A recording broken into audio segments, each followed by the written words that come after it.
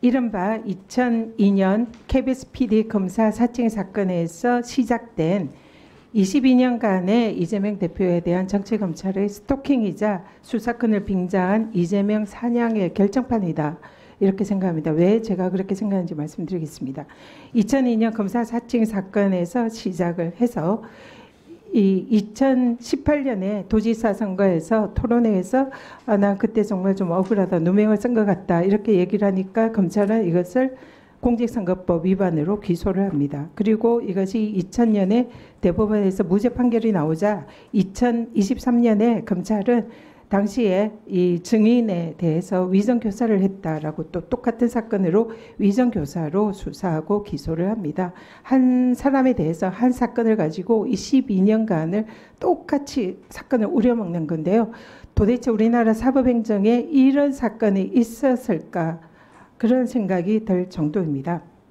그런데 이 위정교사 사건은 검찰이 해당 공직선거법 사건에서 이 사건을 찾아낸 것이 아니라 2023년 백현동 사건의 압수수색 과정에서 우연히 옛날의 녹취 파일을 찾아냅니다. 그리고 이것을 검찰이 듣고 해당 사건 종결이 한참 후인 사안에서 이게 위정이다 이렇게 인지를 한 겁니다. 제가 우리 행정처장님께 묻겠습니다. 위정이라고 하면 증인이 자신의 기억에 반하는 진술을 하는 것인데요.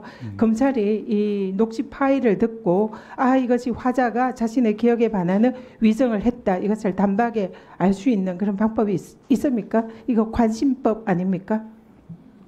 담당 부서가 그 증거뿐 아니라 여러 가지 증거를 종합해서 맥락에 맞게 판단해야 할 것으로 보입니다.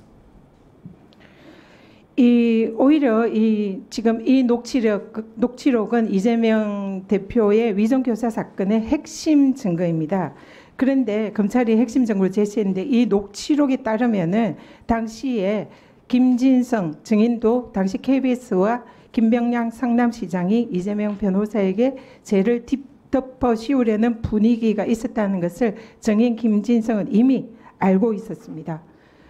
전부 다 이해관계가 일치되는 나한테 덮어 씌우면 도움이 되는 그런 사건이었다. 그러니까 김진성이 녹취록에 그때 뭐 분위기는 사실은 굉장히 그렇게 가는 분위기였다. 이렇게 진술을 합니다. 그래서 증인은 그 자신이 이미 이런 분위기가 있다는 사실을 처음 녹취록에서도 인정을 합니다. 그래서 이재명 대표가 그 당시에 분위기를 되살려서 전체 흐름이라든지 그 기억을 되살려서 그런 사실대로 얘기를 해달라. 그런 취지의 녹취록입니다. 근데 이것이 검찰이 내부에서 누가 KBS랑 연결됐는지는 모르는데 김진성이 얘기를 하니까 여기에 대해서 그런 얘기를 들었다고 해주면 되지라는 취지로 둔갑을 시킵니다. 근데 전체 대학의 녹취록을 보면 그때 당시의 전체 흐름이나 분위기는 그런 건데 그랬더니 김진성이 누가 그랬는지는 모르지만 그 내용은 김진성이 이미 알고 있다라는 그런 게 여러 가지 증거로 나타납니다.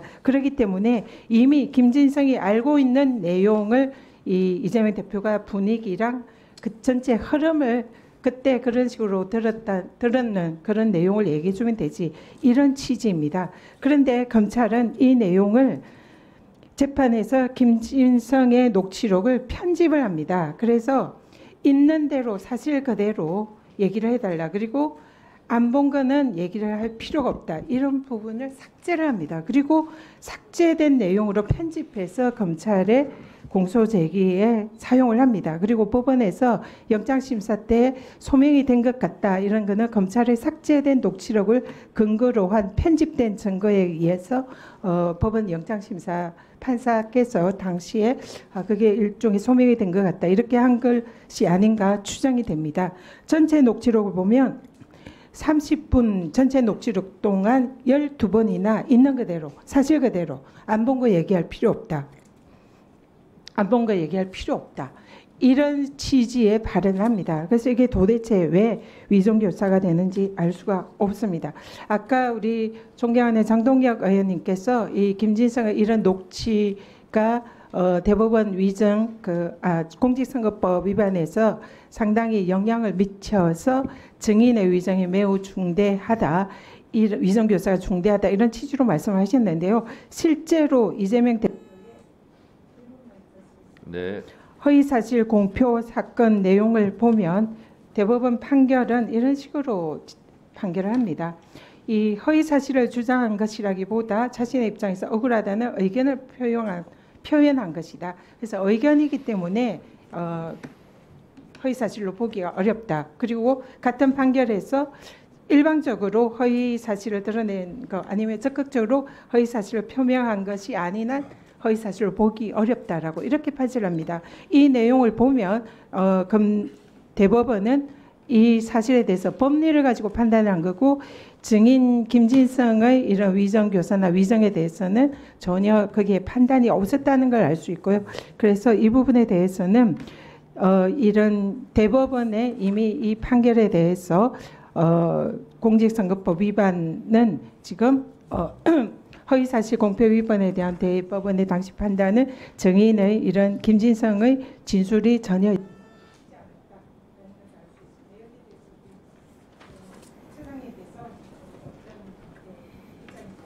예, 같은 조금 전에 말씀드린 바와 같은 취지입니다만 이제 위정인지 여부 또 그 증언의 대상이 팩트인지 아니면 의견인지 여부는 전체 이제 진술 모든 부분을 보고 맥락에 맞게 판단해야 되기 때문에 어느 한 단면만을 보고 제가 어떤 말씀드리기는 적절치 않은 것 같습니다. 말씀의 취지는 잘 알겠습니다. 네, 그 처장님, 제가 아까 국회법 국정감사 및 조사에 관한 법률 제9조 조사의 한계 부분에 대해서 제가 읽어드렸습니다. 예. 보통 우리가 알고 있기로 수사나 재판 중인 사건이므로 말씀드리는 것은 적절하지 않습니다. 보통 국회에 와서 이렇게 답변들을 하는데 그 국회법 해설은 재판 중이다 하더라도 국회 의원들의 의정 활동에 대해서 충분히 할 수 있다. 국정감사 할 수 있다. 이렇게 돼 있어요. 그 법에 맞게 생각해 보면 처장님이 말씀 답변하기가 곤혹스러운 부분도 있을 수 있습니다. 이것은 민주당의 질문이든 국민의힘의 질문이든 다 그러할 것입니다. 그런데 오늘 보면 지나치게 말을 조심하는 것은 좋은데 뻔한 걸 가지고도 답변을 안 하시는 것 같은 그런 생각이 듭니다. 좀 적극적으로 의원들의 질문에 답변을 해주시기 바랍니다. 다음은 조배수 의원님 질문해 주세요.